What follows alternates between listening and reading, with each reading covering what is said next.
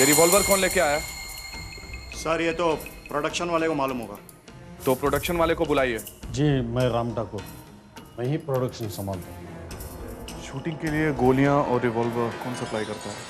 रुस्तम भाई। कहाँ है वो? सर वो तो सेट पर नहीं आते, उनका एक आदमी रहता है सेट पर। किधर है वो? बुलाओ उसे। मैं इंस्पेक्टर साहब राजू। राजू? जी सर। राजू, आपने इस रिवॉल्वर को लोड किया था? जी साहब, ये मेरे ही काम है। और ये गोली भी आप ही ने डाली थी? नहीं साहब, ये तो असली कारतूस है। हम लोग तो नकली कारतूस भरते हैं साहब। तो ये इसमें कैसे आ गई? मुझे कुछ नहीं मालूम साहब। सच बताओ। मैं सच कह रहा हूँ साहब, मुझे कुछ नहीं मालूम साहब। मैंने रिवॉल्वर में कारतूस भर के उस कलाकार को दे दी थी साहब। बस इतना ही जानता हूँ साहब मैं। किस कलाकार को? वो इंस्पेक्टर को। साहब मैं तो एक छोटा सा सीन करने आया था। इन्होंने मुझे रिवॉल्वर दी, मेरी शर्ट का बटन टूटा हुआ था। मैं ये रिवॉल्वर उधर टेबल पर रखकर ड्रेसमैन से बटन लगवाने गया। हो सकता है इस बीच किसी ने मुझे फंसाने के लिए रिवॉल्वर में गोली चेंज कर दी हो। सर दरअसल इस सीन में गोली टोनी सिंह पर चलने वाली थी। जिसने भी ये साजिश की है, हो सकता है वो टोनी सिंह को मारना चाहता हो। अब मैं सीरियल और नहीं कर सकता।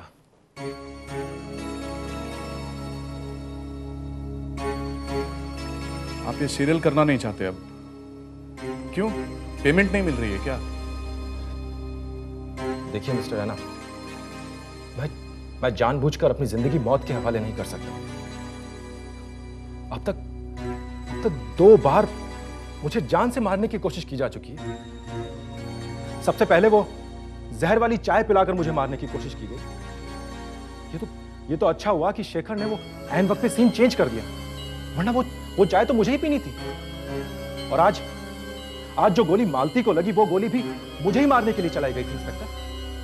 तो तुम बचे कैसे? जैसे रिवॉल्वर का ट्रिगर दबा, अचानक मेरा पांव फिसल गया और जो गोली मुझे मारने के लिए चलाई गई थी, वो मेरे करीब से होती हुई मेरे ठीक पीछे खड़ी मालती को जा लगी। अब आप ही बताइए, इतना सब कुछ होने के बाद मैं अपनी जिंदगी को दांव पर तो नहीं लगा सकता। इसीलिए मैं सीरियल छोड़ना चाहता हूं।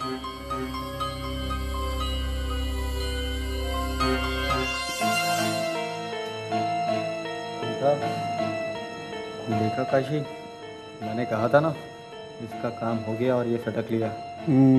एक काम करते हैं, अपन भी यहाँ से सटक लेते हैं, वरना उस पुलिस वाले ने अगर हमको यहाँ छुप कर बात सुनते हुए देख लिया ना, तो खाली पीली मुसीबत में आ जाएंगे। वो क्या कर रहे हैं? चल थक गए यार, पता नहीं कब आएंगे, रात हो गई। मुझे तो लगता है कि सीरियल के हीरो हीरोइन को मारकर ये लोग पब्लिसिटी गेन करना चाहते हैं, क्योंकि सीरियल अगर हिट हो गया तो चैनल भी हिट हो जाएगा। यानी कि इन मर्डर के पीछे चैनल के लोगों का भी हाथ हो सकता है। ऑफ कोर्स, मैं अभी चैनल से आ रहा हूँ। उधर कोई भी आदमी शेखर और मालती के मर्डर के बारे में कुछ कहना ही नहीं चाहता। और आपने इस बात से ये डिसीजन ले लिया है कि इन दोनों का मर्डर के पीछे इन चैनल वालों का हाथ है। It's not fair. और वैसे भी क्राइम स्क्वाड के ऑफिसर मिस्टर अर्जुन राणा, वो खुद भी अब तक इस बात पर डिसीजन नहीं ले पाए।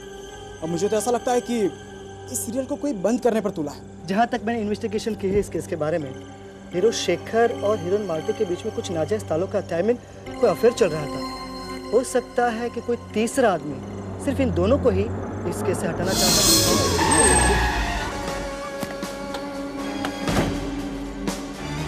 मिस्टर राणा, क्या आप कातिल को पकड़ने में कामयाब हुए?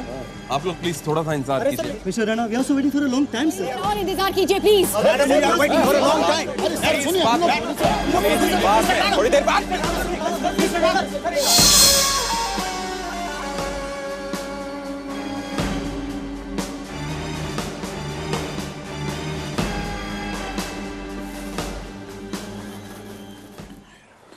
कहिए मिस्टर अर्जुन, और क्या पूछना है आपको?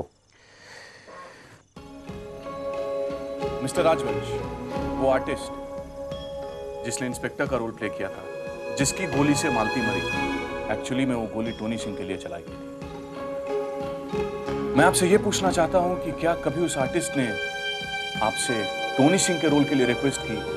कभी उसने आके आपसे ये कहा कि मैं वो टोनी सिंह का रोल करना चाहता हूं? जी नहीं, वो मेरे पास कभी नहीं आया। तो फिर इस बार उसे कास्ट किसने किया? सर मैंने कास्ट किया, क्योंकि रोल छोटा सा था और उस दिन वो सेट पे था, इसलिए मैंने उसे कास्ट कर लिया। इससे पहले मैं उसे कभी मिला नहीं था।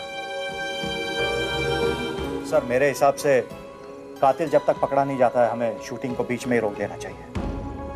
Ramiz, you know what are you saying? It's not possible. इस चैनल पर हमारा ये एक ही डेली सोप है और शेखर की डेट्स प्रॉब्लम की वजह से हमारे पास एक भी एपिसोड का बैंक नहीं है। एंड ऑफिसर, चैनल वालों ने मुझे स्पेशली कहा है कि शूटिंग किसी भी हालत में रुकनी नहीं चाहिए। और शूटिंग शुरू करने के बाद एक के बाद मर्डर शुरू हो गए, तब आप क्या करेंगे सर? रमीज, कैसे बच्चों जैसी बातें कर रहे हो तुम? मुझे नहीं लगता कि इन लोगों के होते हुए फिर से वो सब दोबारा होगा। सर आप बात तो ऐसे कर रहे हैं जैसे कातिल क्राइम स्क्वाड के नाम से डरता हो। सर अगर ऐसा होता तो उस दिन भी मालती का मर्डर हरगिज नहीं होता, क्योंकि उस दिन भी क्राइम स्क्वाड वहां पे मौजूद थी। इसी से आप अंदाजा लगा सकते हैं कि कातिल के दिल में क्राइम स्क्वाड का कितना खौफ है। Excuse me mister Rameez, crime squad का काम लोगों के दिलों में खौफ पैदा करना नहीं बल्कि कातिल को पकड़ना होता है। और वो बहुत जल्द हमारी गिरफ्त में होगा, माइंड यू। अब आप दोनों जा सकते हैं। Thank you.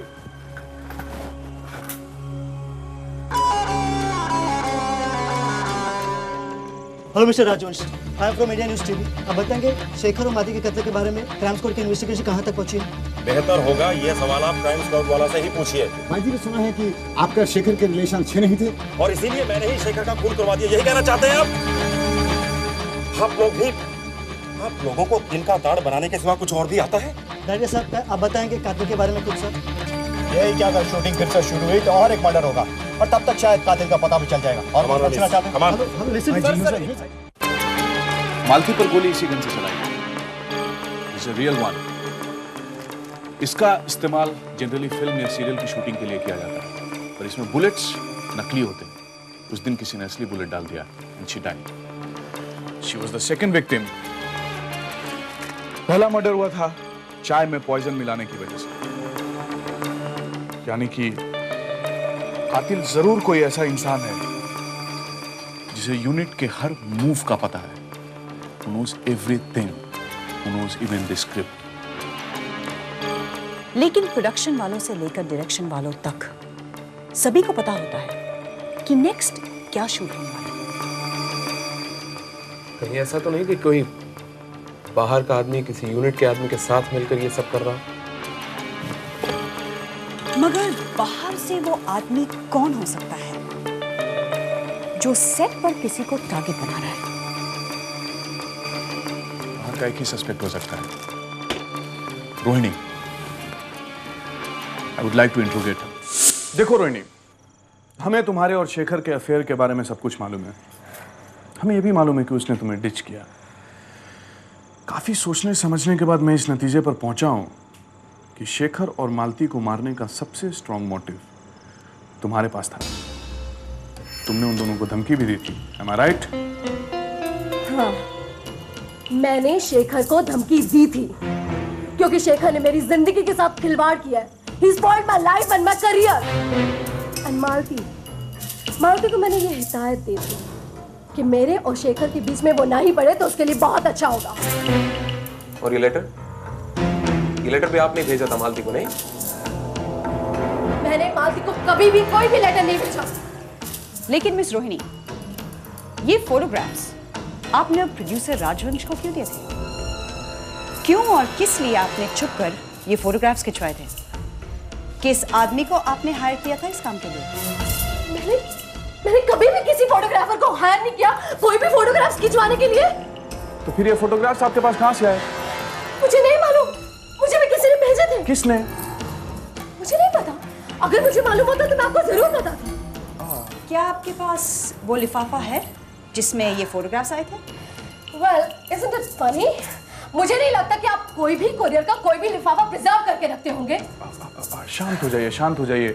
ज्यादा गुस्सा होना आपके स्वास्थ्य के लिए हानिकारक हो सकता है। एनीवे, आपको अपनी आखिरी मुलाकात शेखर के साथ तो याद होगी, आप उसके बारे में कुछ बताएंगे? ज्यादा नाटक मत करो मेरे साथ शेखर, तुम्हें सब मालूम है मैं तुम्हें क्या बताने जा रही हूँ। मेरे पीठ पीछे क्या चल रहा है मुझे सब मालूम है। एक बात सुन लो तुम और उसे भी समझा देना। कि अगर मैं तुम्हारे लिए अपना करियर, अपना घर बार सब कुछ छोड़ सकती हूँ तो मैं कुछ भी कर सकती हूँ। तो तुम मुझे धमकी दे रही हो? हाँ, मैं तुम्हें धमकी ही दे रही हूँ क्योंकि तुम प्यार से बात नहीं मानोगे, इसलिए तुम्हें धमकी देना बहुत जरूरी है। ये मत भूलो कि मैं प्रेग्नेंट हूँ। एक बात तुम समझ लो, कान खोल कर ये बात सुनो, अगर तुम मेरे नहीं हो सकते ना तो किसी और के नहीं हो सकते।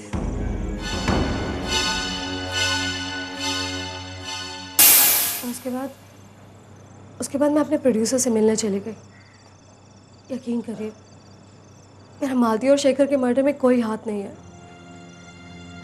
मैं कैसे उस इंसान को मार सकती थी जिससे मैं शादी करने वाली थी, जिसके बच्चे की माँ बनने वाली हूँ मैं।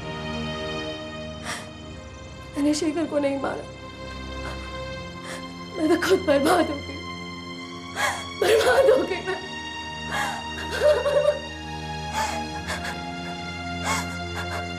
Thank you, Miss Rohini. You can go now. Thanks. Just a sec. But you cannot go out of town till the time this case is solved. Okay, Inspector sir. Please. Sir, मुझे लगता है कि रोहिणी नाटक कर रही थी, क्योंकि इस केस में सबसे स्ट्रॉन्ग मोटिव तो उसी का था। वो शेखर के बच्चे की मां बनने वाली है और वो ये भी जानती है कि शेखर वापस आने वाला नहीं और बदलने वाला भी नहीं। So she decided to eliminate both of them. So there's a strong possibility that she's behind all this. लेकिन ये फोटोग्राफ्स जो रोहिणी के पास आए, इन्हें बेचने वाला कौन हो सकता है? पता नहीं, मुझे नहीं लगता कि इतने सारे स्ट्रॉन्ग मोटिव्स होने के बावजूद रोहिणी कातिल है। क्योंकि अगर उसने फोटो खींचे थे या किसी और से खिंचवाए थे तो राजवंश को भेजने के बजाय वो उन दोनों को उस हालत में देखकर वहीं मार देती। हमें ये नहीं भूलना चाहिए कि रोहिणी की आज जो भी हालत है वो शेखर और मालती की वजह से है। No no no Vijay, there is more to this. ये सिर्फ दो औरतों के बीच फंसे हुए एक मर्द की कहानी नहीं है। There is more to this. हमें ये बात नहीं भूलनी चाहिए कि जो चाय शेखर पी गया वो इनफैक्ट टोनी सिंह के लिए थी। टोनी सिंह बच गया, शेखर मर गया, इसीलिए कातिल को एक और वार करना पड़ा। और इस बार गोली मालती पर चली, फिर टोनी सिंह बच गया। इसका मतलब है एक और वार भी हो सकता है। Precisely. That's what I'm trying to tell you. विजय, तुम्हें टोनी सिंह पर नजर रखनी पड़ेगी। अगर हमें कातिल तक पहुंचना है तो हमें यूनिट के हर आदमी पर नजर रखनी पड़ेगी। प्रवीण जी, सीरियल के स्टोरी के हिसाब से हमारे दोनों हीरो शेखर और टोनी सिंह की मौत हो गई है। अब हमें एक नया हीरो ही नहीं ढूंढना बल्कि कहानी में भी कुछ ऐसा ट्विस्ट लाना है जिससे ऑडियंस चक्कर में पड़ जाए। आप मेरी बात समझ रहे हैं ना? जी। क्यों राजवंश जी, आप क्या सोच रहे हैं? मैं तो यही सोचकर परेशान हूं कि एक के बाद एक हीरो शेखर और हीरोइन मालती का मर्डर होने से आज मार्केट में मेरे प्रोडक्शन हाउस का नाम खराब हो रहा है। ये आप क्या कर रहे हैं सर? वैसे शेखर और मालती के मर्डर की वजह से आज हमें उल्टा फायदा हो रहा है। हमारे सीरियल की चर्चा हर एक टीवी चैनल पर, हर एक घर घर में हो रहा है। बल्कि मैं तो ये कहूंगा कि हमें आज इतनी अच्छी पब्लिसिटी मिल रही है जिसके बारे में हमने कभी सोचा भी नहीं था। क्यों रमेश भाई? ऑफ कोर्स राजवंश जी, आपको तो खुश होना चाहिए। इस वक्त हमारा सीरियल सबसे हॉट है। खाक हॉट? मुझे अपने ही सेट पर आते हुए डर लगता है। मन में हमेशा यही चलता रहता है कि कहीं आज फिर से किसी का मर्डर ना हो जाए, कहीं अगला शिकार हममें से ही कोई ना हो। आप सही कह रहे हैं, एक डर सा माहौल तो पैदा ही हो गया है। सेट पर हर कोई एक दूसरे को शक की निगाह से देख रहा है। पर सर, आपको किस पर शक है? रोहिणी के अलावा और कौन हो सकता है? सर, आप भी तो हो सकते हैं। मैं? अरे प्रवीण जी, क्या उल्टी सीधी बात करते हो यार। स्टोरी की आगे की लाइन सोचो, कहानी आगे कैसे बढ़ेगी? आप कहानी के बारे में टेंशन मत लीजिए सर, ये तो हमारे रोज का काम है। वैसे भी आजकल जब आर्टिस्ट लोग ज़्यादा प्रॉब्लम क्रिएट करते हैं तो कहानी और या स्टोरी को चेंज करना तो हम राइटर लोगों के लिए रोज़ की बात हो गई है। और वैसे भी यहाँ पे तो रियली में 2 मर्डर हो चुके हैं।